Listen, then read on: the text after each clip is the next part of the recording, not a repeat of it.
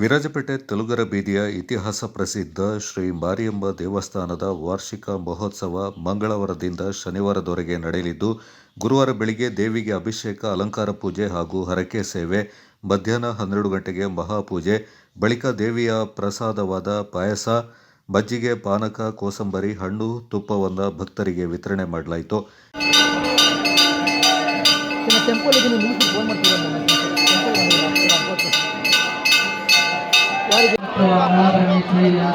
ತೆಲುಗು ಚಿತ್ರ ಬೀದಿ ಕನ್ನಡ ಇರುವುದರಿಂದ ಸರತಿ ಸಾಲಿನಲ್ಲಿ ಸಾಗುವುದಾಗಿ ವಿನಂತಿ. ಧನ್ಯವಾದಗಳು. ಮಧ್ಯರ ರಶಿಗೆ ಆಗಲ್ಲ.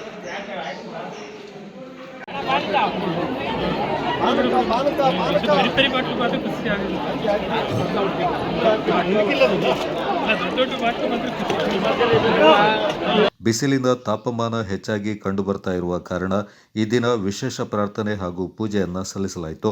ಈ ಸಂದರ್ಭ ದೇವಸ್ಥಾನದ ಅಧ್ಯಕ್ಷರಾದ ಟಿ.ಪಿ. ಕೃಷ್ಣ, ಪ್ರಧಾನ ಅರ್ಚಕ ಹರೀಶ್ ಸೇರಿದಂತೆ 10 ಕುಲಸ್ಥರು ಹಾಗೂ ಭಕ್ತಾದಿಗಳು ಪಾಲ್ಗೊಂಡಿದ್ದರು. ದಯವಿಟ್ಟು ಸರತಿ ಸಾಲಿನಲ್ಲಿ ಸಾಗುವುದಾಗಿ ವಿನಂತಿ.